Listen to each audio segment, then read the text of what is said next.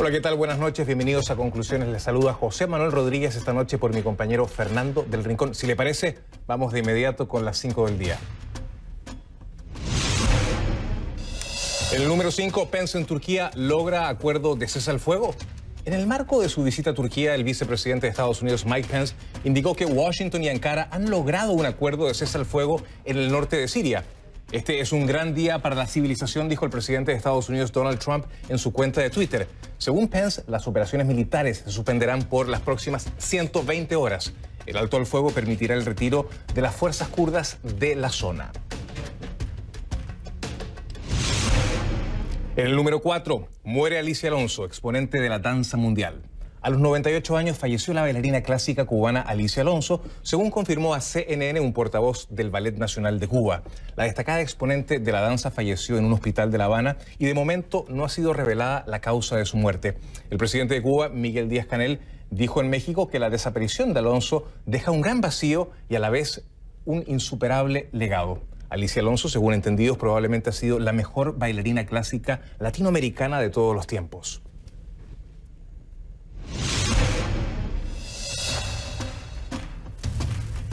El número 3, Venezuela, rectora de Derechos Humanos. Nicolás Maduro, el cuestionado presidente de Venezuela, consiguió una victoria en las Naciones Unidas al conseguir un asiento en el Consejo de Derechos Humanos del organismo. El país sudamericano cosechó 105 votos contra 96. Varios países latinoamericanos intentaron evitar que Venezuela llegase a dicho consejo precisamente por los cuestionamientos que la alta comisionada de Derechos Humanos, Michelle Bachelet, le ha hecho al régimen de Nicolás Maduro en la materia.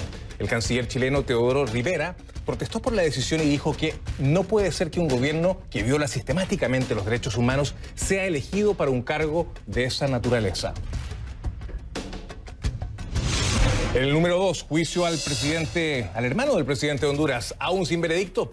En una corte de Nueva York, el jurado comenzó a deliberar en el juicio que se le sigue a Tony Hernández, congresista hondureño y también hermano del presidente Juan Orlando Hernández, a quien un fiscal de Nueva York le acusa de tráfico de drogas con apoyo del Estado de su país. Este jueves, el jurado pidió la transcripción de los testimonios de los testigos presentados por la Fiscalía de Nueva York, entre ellos el narcotraficante Víctor Hugo Díaz Morales. La deliberación del jurado podría durar horas o incluso unos pocos días.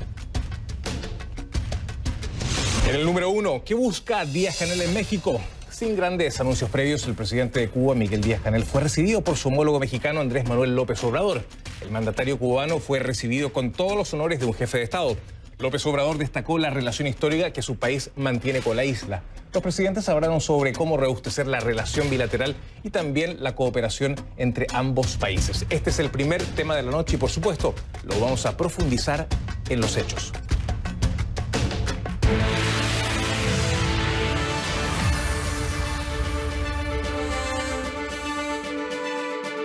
Hay una fuerte balacera en el sector de Avenida Universitarios y...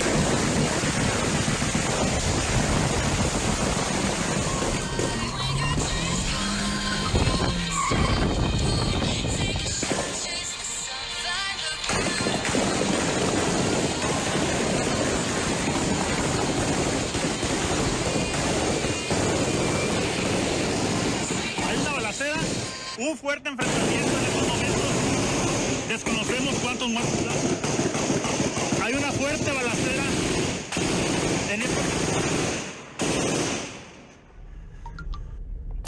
Uno de los hijos del narcotraficante mexicano Joaquín El Chapo Guzmán fue arrestado este jueves tras un operativo federal que confirmó el gobierno de México. El operativo ocurrido en Culiacán, que logró la detención de Ovidio Guzmán, desató un enfrentamiento entre militares y miembros del cartel de Sinaloa que, según informes, buscaban rescatarlo. Vamos a la Ciudad de México. Allí Mario González nos tiene la última información. Mario, gusto de saludarte. Ya sabemos que se trata de Ovidio Guzmán. ¿Se sabe exactamente en qué condiciones se encuentra? Te saludo, buenas noches. Pues hay más preguntas que respuestas, José Manuel, me da mucho gusto saludarte. Efectivamente, hace media hora la Secretaría de Seguridad Ciudadana y todo el Gabinete de Seguridad presentaron un informe de lo sucedido en Culiacán que generó pánico en toda la ciudad, en todo Sinaloa prácticamente, porque la presunta detención, que después se confirma, de Ovidio Guzmán López, hijo de Joaquín El Chapo Guzmán. El asunto es que en la explicación que dan las autoridades y que ahorita la vamos a transmitir, José Manuel, no queda claro si está en manos de las autoridades o fue finalmente liberado tras la presión de otros grupos criminales que llegaron a reforzar a la casa de seguridad donde se encontraban resguardados 4 personas, entre ellas Ovidio Guzmán. Se trató de un operativo aparentemente cotidiano que estaban realizando 30 efectivos de la Guardia Nacional y soldados. Cuando se encuentran una casa, empiezan a recibir una agresión dentro de esta casa, se internan en la casa y ahí es ahí donde encuentran a 4 personas, entre ellas el hijo de Joaquín Guzmán. Pero como te digo, deja muchas preguntas este comunicado que vamos a escuchar en este momento. Nos encontramos aquí reunidos los integrantes del Gabinete de Seguridad, el general Sandoval, titular de Sedena, el almirante Ojeda, titular de Marina, el comandante Bucio, titular de la Guardia Nacional, el general Audomaro Martínez, titular del Centro Nacional de Inteligencia, y un servidor titular de la Secretaría de Seguridad y Protección Ciudadana, para informarles que el día de hoy, a las 15:30 horas, una patrulla integrada por 30 elementos de la Guardia Nacional y Sedena se encontraba realizando un patrullaje de rutina en el fraccionamiento Tres Ríos de la ciudad de Culiacán, Sinaloa, cuando fueron agredidos desde una vivienda. El personal de la patrulla repelió la agresión y tomó control de la vivienda, localizando en su interior a 4 ocupantes. Durante dicha acción, se identificó a uno de ellos como Ovidio Guzmán López. Lo anterior generó que varios grupos de la delincuencia organizada rodearan la vivienda con una fuerza mayor a la de la patrulla. Asimismo, otros grupos realizaron acciones violentas en contra de la ciudadanía en diversos puntos de la ciudad, generando una situación de pánico, con el propósito de salvaguardar el bien superior de la integridad y tranquilidad de la ciudad, de la sociedad culiacanense. Los funcionarios del Gabinete de Seguridad acordamos suspender dichas acciones. Igualmente, tomamos la decisión de trasladarnos a la ciudad de Culiacán para conducir personalmente las acciones correspondientes. El gobierno ratifica su compromiso de continuar su lucha contra la criminalidad hasta alcanzar la paz y la seguridad de todos los mexicanos. Muchas gracias por su atención.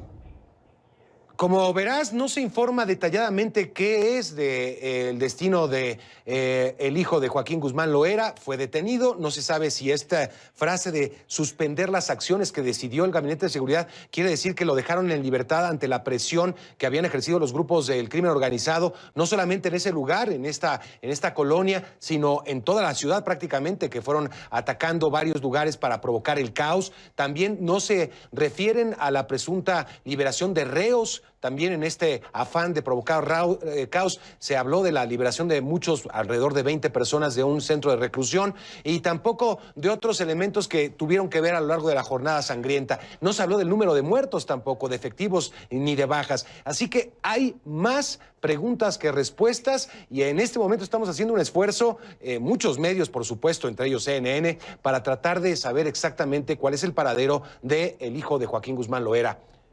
José Manuel.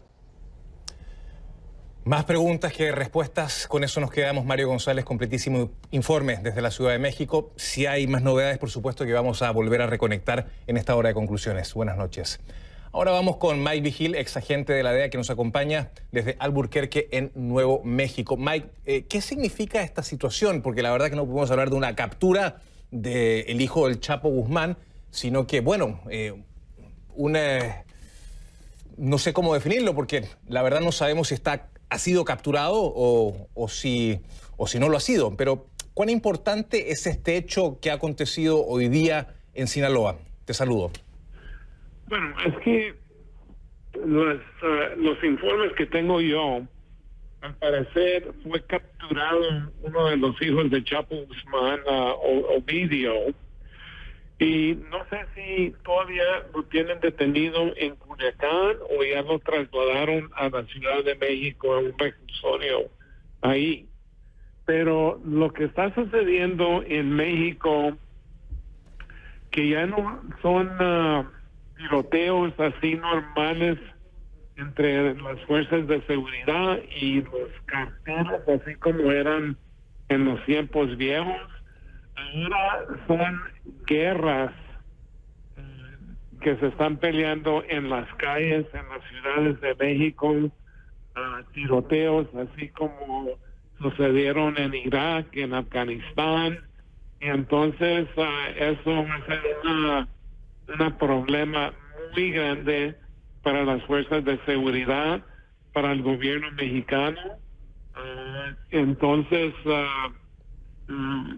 se va a necesitar de luchar conjuntamente con los Estados Unidos y tratar de utilizar los más grandes recursos para mermar esta violencia que está afectando a la República Mexicana. Mike, tras la captura del Chapo, de su juicio en Estados Unidos, ¿en qué situación quedó el cartel de Sinaloa? Los hijos del Chapo quedaron liderándolo. Es un cartel que tras esos acontecimientos quedó más debilitado, quedó igualmente fortalecido como lo estaba. ¿Qué nos puedes decir al respecto? Bueno, cuando fue capturado Chapo Guzmán y fue extraditado aquí a los Estados Unidos, en realidad no tuvo mucho impacto en el cartel de Sinaloa, simplemente porque tienen un líder todavía que es muy capaz, que ha manejado el cartel durante el tiempo que Chapo Guzmán ha estado encarcelado en México y luego también aquí en los Estados Unidos, y ese es Ismael Mayo Zambada. Mientras que Mayo Zambada está como la cabeza de ese cartel, el cartel de Sinaloa, para mí va a seguir siendo el más poderoso que existe en México. Ahora bien, esta captura o presunta captura nos dice algo sobre la política de López Obrador en contra del narcotráfico y el crimen organizado, o no sería necesariamente sintomática. Bueno, la cosa que el señor presidente López Obrador, durante su campaña y luego después cuando tomó a cargo de la presidencia mexicana, comenzó con una estrategia que él llamó abrazos y no balazos. Entonces, esa estrategia no va a funcionar porque eso le está dando más poder a estos carteles sanguinarios. Entonces yo creo que López Obrador tiene que trabajar conjuntamente con todos los gobernadores, con toda la policía en los diferentes estados mexicanos y desarrollar una estrategia donde va a funcionar y mermar esta violencia, porque ahora México, al parecer, este año posiblemente va a ser el año más violento en toda la historia mexicana. Mike Vigil, ex agente de la DEA, gracias por estar esta noche en Conclusiones y agregarle contexto a esta información que hemos recibido en el transcurso de esta tarde. Y más adelante en Conclusiones, culpable o inocente, el jurado continuará deliberando este viernes en el marco del juicio al hermano del presidente de Honduras acusado de narcotráfico, un juicio que podría cambiar la historia de ese país. Al regreso le vamos a explicar por qué. Les pido que a partir de este momento me acompañen utilizando la etiqueta #ConcluMXCuba, #ConcluMXCuba. Recuerden que recibo todos sus comentarios en mi cuenta en Twitter, que es @JosemanuelCNN, @JosemanuelCNN. En su primer viaje oficial llegó este jueves a México el presidente de Cuba, Miguel Díaz-Canel, para un encuentro con su homólogo Andrés Manuel López Obrador. En momentos... Les pido que a partir de este momento me acompañen utilizando la etiqueta #ConcluMXCuba, #ConcluMXCuba. Recuerden que recibo todos sus comentarios en mi cuenta en Twitter, que es @JosemanuelCNN, @JosemanuelCNN.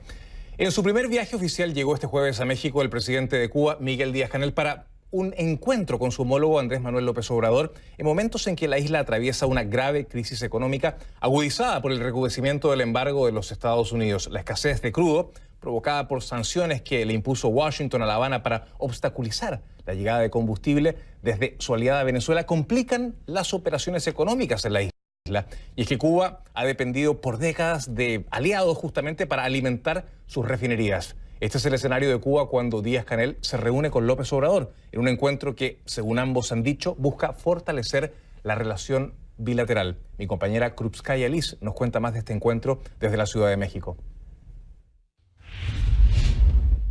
El presidente de Cuba, Miguel Díaz-Canel, llevó a cabo este jueves una visita oficial a México. Fue recibido con los actos protocolarios y de honores.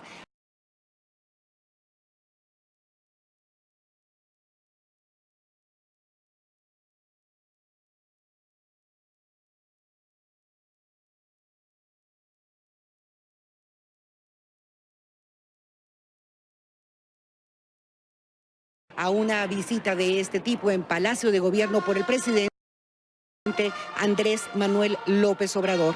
Aunque poco trascendió de la agenda que abordaron varios mandatarios, el presidente Andrés Manuel López Obrador en su conferencia matutina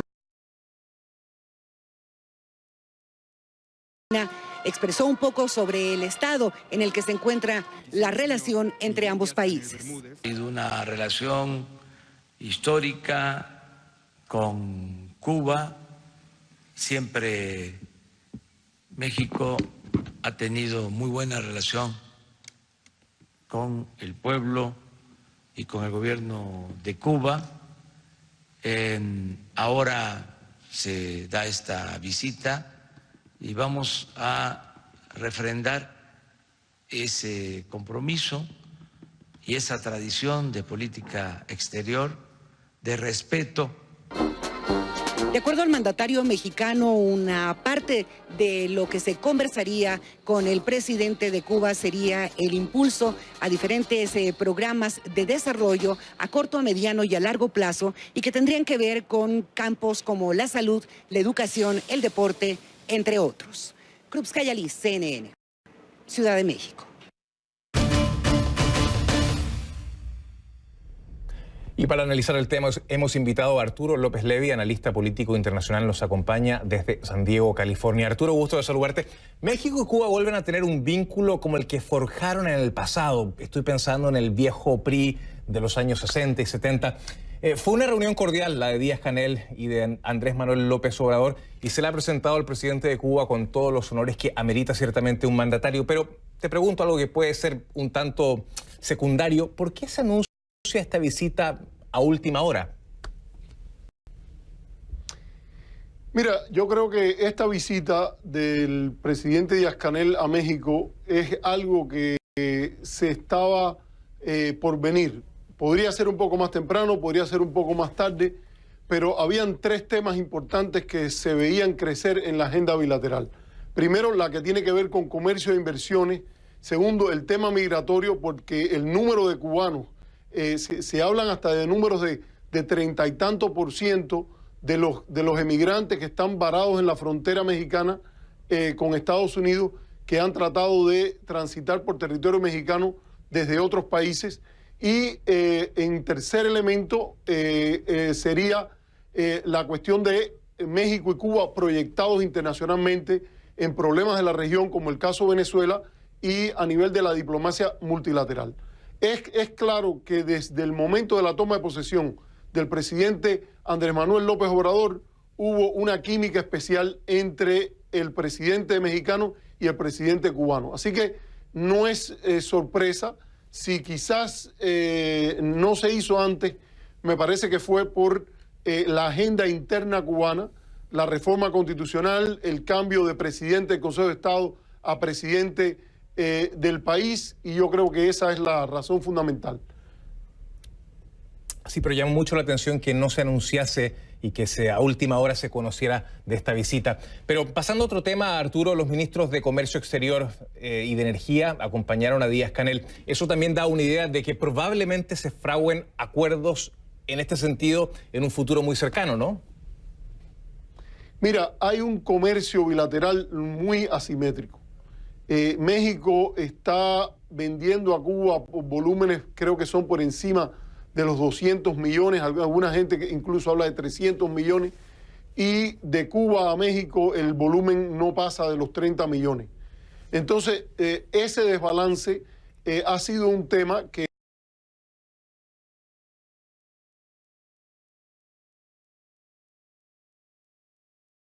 ha sido atendido por anteriores administraciones. Recuerda que la administración Peña Nieto canceló una parte importante de la deuda cubana y ofreció dar créditos frescos si Cuba, en la misma medida en que Cuba pagara lo que había quedado de esa deuda reducida, creo que fue a casi un 90%. Entonces, esos temas yo creo que habría que tratarlos de manera importante. El otro tema es que en Cuba está en este momento en una situación un tanto difícil por las presiones que tú y la corresponsal de CNN en México mencionaron, debido a las presiones norteamericanas sobre los barcos, etcétera. Y México ha sido un país que en los años 90, por ejemplo, bajo la administración del presidente Salinas de Gortari, tuvo un papel importante en aliviar la escasez energética que el país, que Cuba vivió. Así que yo creo que por ahí van las cosas. Hay también personas en el equipo del presidente López Obrador que tradicionalmente han hecho de tener una actitud favorable a mejores relaciones con Cuba un acto de fe dentro de la izquierda. El más importante, por mencionar algunos, es Lázaro Cárdenas Batel, antiguo gobernador de Michoacán, con una tradición familiar y de cercanía con Cuba, que viene desde su abuelo, el general Lázaro Cárdenas, que fue un gran amigo de los revolucionarios cubanos. Ahora, hablando del tema energético, Arturo, ¿podría México proveer de petróleo a Cuba? ¿Podría fraguarse posiblemente alguna alianza con Pemex? ¿Cuán factible ves esta posibilidad considerando la escasez de combustible que hay en Cuba producto de las sanciones estadounidenses? Yo creo que México siempre puede jugar un papel. México, hay que decir que aunque se habla mucho del tema cubano y del apoyo de otros países, a nivel de volúmenes, cuando estamos hablando de mercados energéticos, Cuba no es un país que requiere una gran ayuda. No es como ayudar, digamos, a un país como diríamos Argentina, un Perú, una Colombia. Es una economía bastante limitada que además se ha ido reduciendo desde 1989 hasta ahora, con una cierta reanimación en los años 2000 temprano, después del 2010, con la ayuda venezolana y con el comercio con Venezuela, porque más que ayuda también ha habido la llamada matriz bolivariana de intercambio de servicios de capital humano por petróleo.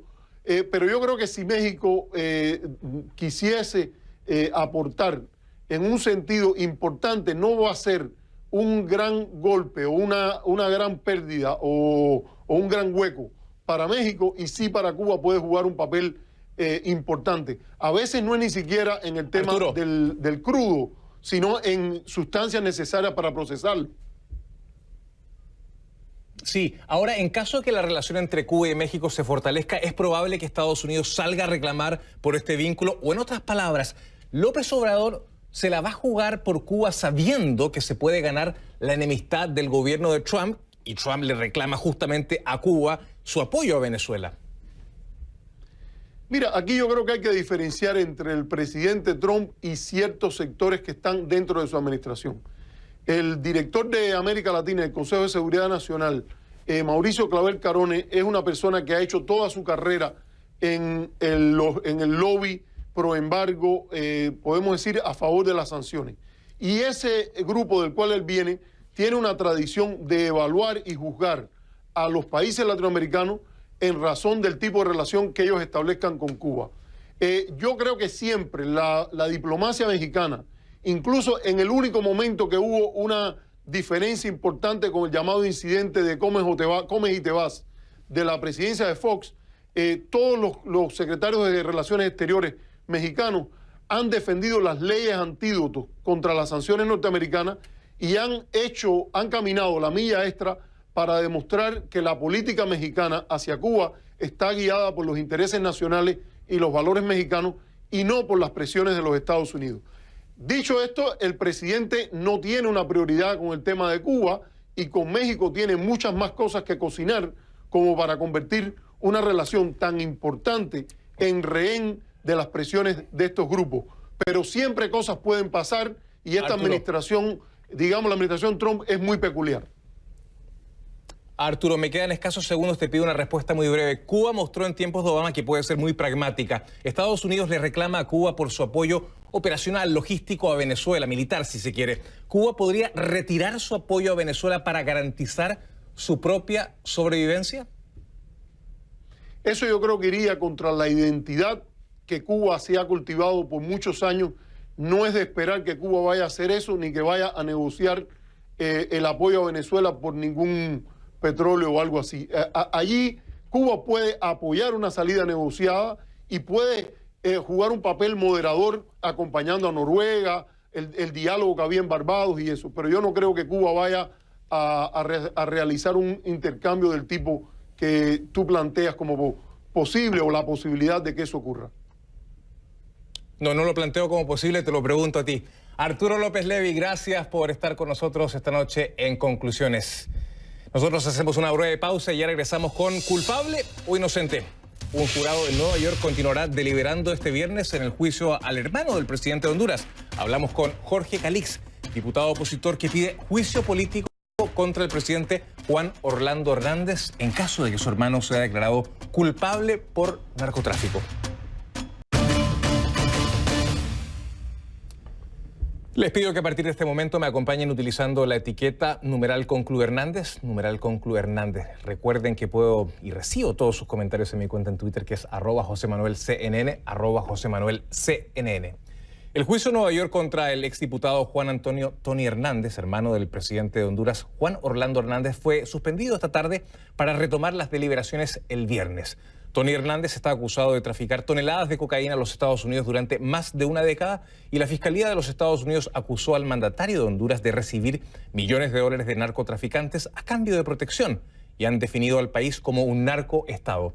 Mañana el jurado podría llegar a un veredicto en este juicio con el potencial de cambiar la historia de Honduras. María Santana nos cuenta más detalles desde la ciudad de Nueva York.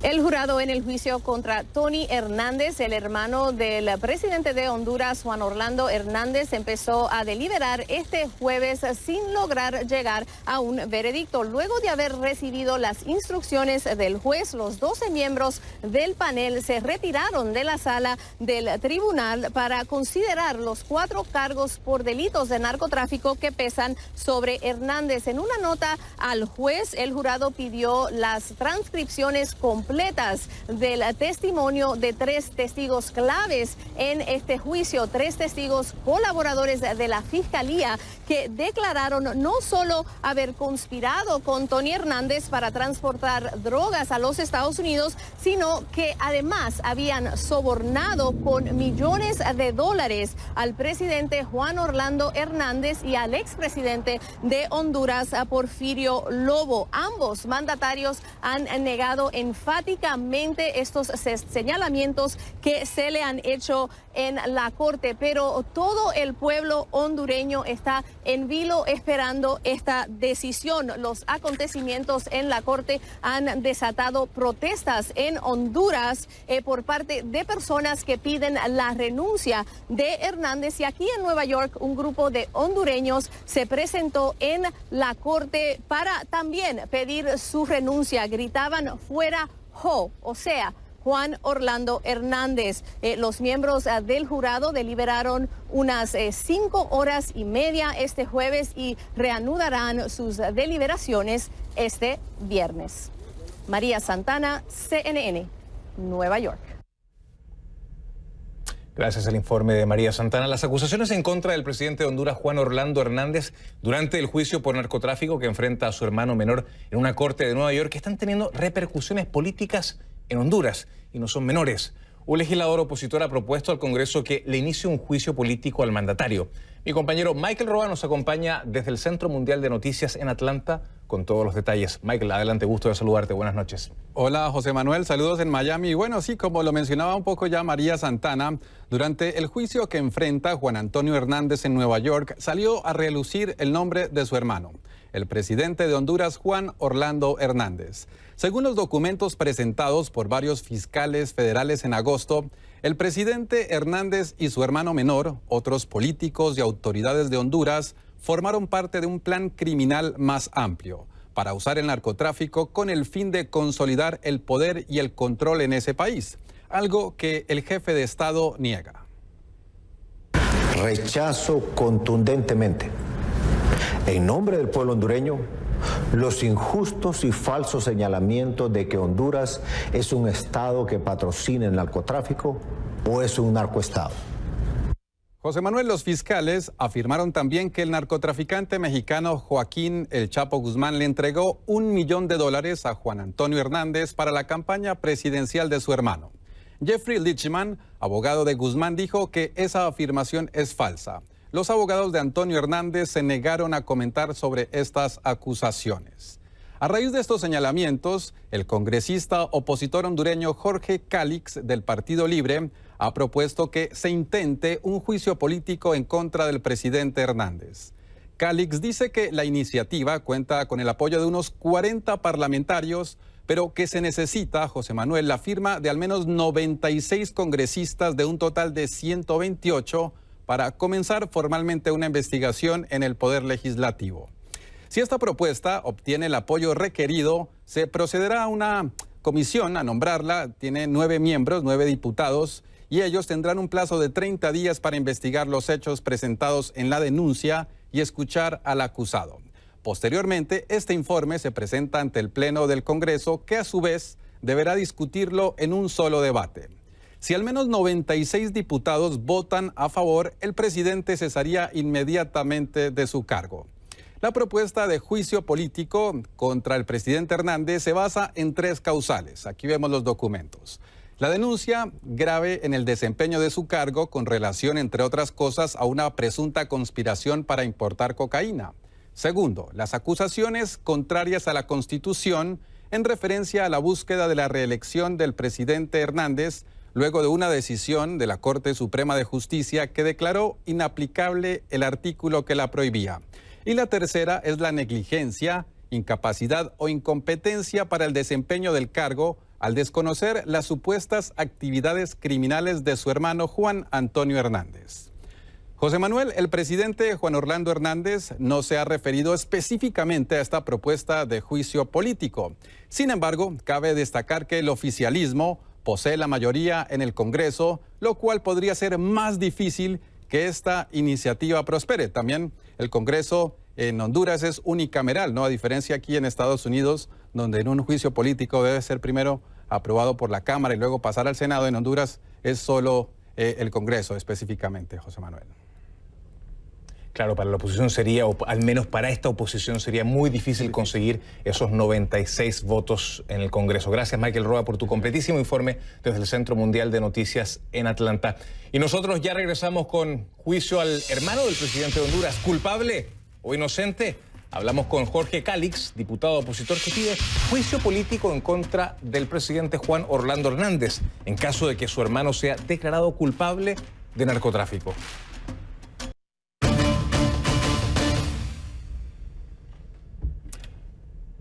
Le doy la más cordial bienvenida a Jorge Calix, diputado del Partido Libertad y Refundación, partido de izquierda y de oposición al gobierno de Juan Orlando Hernández. Diputado Calix, gracias por estar en Conclusiones. ¿Qué escenarios se abrirían en el país si es que Tony Hernández, hermano del presidente Juan Orlando Hernández, es hallado culpable de tráfico de drogas con el apoyo del Estado hondureño? Más allá del juicio político, del cual hablaremos más adelante, le prometo, ¿qué podría suceder en el país? José Manuel, es un placer saludarte y estar contigo en este programa. Nos está viendo todo el continente. Y aprovecho esta ocasión precisamente para hablar de la situación que estamos viviendo los hondureños. Es altamente vergonzoso para nosotros que hoy en día, si cualquier hondureño toma su celular y busca el trending topic de Twitter de Honduras, verá que número 1 es Culiacán, número 2 El Chapo y número 3 juicio Tony Hernández. Qué vergüenza cuando tenemos las playas más lindas de América, cuando tenemos la capital del Imperio Maya. Las repercusiones del juicio de Tony Hernández son gravísimas para el pueblo hondureño, porque tenemos una narcodictadura que se aferra al poder para protegerse y por otro lado las consecuencias que el hecho de aferrarse al poder trae. Te comento rápidamente, en esta semana, solo en esta semana, hemos recibido los hondureños dos noticias terribles. El mismo gobierno ha reconocido que más del 40% de la inversión extranjera se ha retirado de Honduras en este año. ¿Por qué? Porque nadie quiere invertir en un narcoestado. ¿Esto qué consecuencia trae? Sencilla. Más de 100,000 personas sin empleo. Eso significa más de 100,000 familias que no van a poder tener la posibilidad de llevar a su mesa desayuno, almuerzo y cena. Y no hay mayor bendición para un pueblo o conquista más grande para un pueblo que tener la capacidad y la posibilidad de tener desayuno, almuerzo y cena. Y para terminar con esto, otra noticia gravísima, el mismo gobierno ha aceptado que estamos en recesión, desaceleración económica. ¿A qué se debe esto? A que nadie quiere invertir, como lo dije anteriormente, en un narcoestado. Los empresarios, la inversión quiere estar en un lugar donde se sienta seguro, donde haya estabilidad. En Honduras no la hay. Estamos todos desesperados, hemos sentido que nos han robado el Estado. Nos hemos dado cuenta en el juicio de Tony Hernández que Juan Orlando Hernández Alvarado ha recibido dinero del Chapo Guzmán, el narcotraficante más despiadado de América después de Pablo Escobar. Esto es realmente grave, José Manuel. Esto nos tiene a todos los hondureños afectados, a todos los hondureños en vilo, y es tremendo lo que nos está pasando. En caso de un juicio político, ¿cuán factible sería que el presidente resultara destituido? Se lo pregunto porque el Partido Nacional, donde milita el presidente, y también el Partido Liberal de Derecha, que entiendo que muchas veces le apoya, tienen mayoría en el Congreso. Además, se requerirían 96 votos. Ustedes están muy, pero muy lejos de llegar a obtener esa mayoría. ¿O hay esperanzas de que en un juicio político, digamos, los miembros del Partido Nacional pudieran darle la espalda a Juan Orlando Hernández? Cuénteme. Como hondureño yo tengo la esperanza de que las cosas van a cambiar, porque estoy convencido que no podemos seguir por el mismo rumbo. Precisamente porque sé que tenemos que hacer algo, hemos iniciado el proceso de juicio político, José Manuel. Es difícil, tú lo has dicho muy bien, pero no es imposible y no por eso nos vamos a quedar de brazos cruzados. Hasta el momento contamos con 40 firmas de las 96 que se requieren. Poco a poco vamos sumando. Hay 10 más de mi partido. Mi partido tiene 30 escaños en el Congreso. Tenemos 10 firmas más de las que podemos aportar como partido. Y eso es un indicio positivo. Todos los días vamos sumando de a 1, de a 2. Y eso es importante. Hay muchos compañeros que me dicen, yo quiero apoyar esto, pero voy a esperar el resultado del juicio. Y yo respeto esa posición. Nosotros hemos iniciado el proceso y no nos vamos a detener. Y estoy convencido que hay diputados nacionalistas decentes que no les gusta que los metan en el mismo costal y que los vinculen con el narcotráfico. Así hay cientos de nacionalistas, cientos de miles de nacionalistas en todo Honduras que están cansados de que nos vinculen, de que nos digan a todos los hondureños que somos narcotraficantes porque el que nos gobierna está vinculado en el narcotráfico. Es una tarea complicada, pero la vamos a continuar y esperamos lograr los votos necesarios. Diputado. O le pedimos al presidente Hernández que renuncie. Sí, se me acaba el tiempo, pero si me puede responder muy brevemente, ¿por qué la justicia hondureña no ha avanzado en contra de Tony Hernández? Tampoco ha abierto una investigación, acláreme si estoy equivocado, formal en contra del presidente por estos presuntos nexos. José Manuel, eso es precisamente lo grave de este caso. No hay ninguna investigación, ni una tan sola, contra ningún narcotraficante de los que están en este momento siendo juzgados en Nueva York o ya con condena en Nueva York. No tienen ni siquiera una multa de tránsito, José Manuel. Ese es el problema. Precisamente por eso nosotros iniciamos el juicio político, porque don Juan Orlando Hernández habla y dice que hay una lucha frontal contra el narcotráfico, pero lo que vemos es otra cosa, la realidad que tenemos es otra. La institucionalidad hondureña, corrompida por el narcotráfico, no ha hecho lo suficiente, es más, no ha hecho nada, no ha investigado, ni siquiera ha investigado ningún caso de narcotráfico en Honduras. Hoy el gobierno dice que los que acusan a Tony Hernández, que los que señalan a Tony Hernández, que los testigos cooperantes de la Fiscalía son narcotraficantes y asesinos, pero ni tienen procesos pendientes por narcotráfico, ni tienen procesos pendientes por asesinato en Honduras. La institucionalidad está cooptada por el narcotráfico y eso es lo que tenemos que cambiar. Y José Manuel, y eso lo grave. Aunque el panorama es sombrío hoy para los hondureños, te garantizo que lo vamos a lograr, vamos a cambiar este país. Los buenos somos más que los malos. Le pido una respuesta de una frase, por favor. ¿Cuán efectivas pueden ser las acciones de insurrección popular que ustedes han llamado para exigir la salida de Hernández? Se me acaba el tiempo, diputado. Sí, brevemente te lo explico. Nosotros tenemos la obligación de intentar sacar a la dictadura, desmontar la dictadura por todos los escenarios que sean posibles, y esa es una. Nosotros vamos a continuar con nuestras acciones de protesta pacífica en las calles y nuestras acciones en el Congreso, pero le pedimos al pueblo hondureño la unidad para que juntos podamos pasar esta página de vergüenza y construir la Honduras de oportunidades que todos soñamos. Gracias, diputado. Era el diputado Jorge Calix desde Tegucigalpa, Honduras. Ya regresamos con más de Conclusiones. Buenas noches. Hasta aquí la edición de hoy de Conclusiones. Gracias por su sintonía. Buenas noches. Hasta la próxima.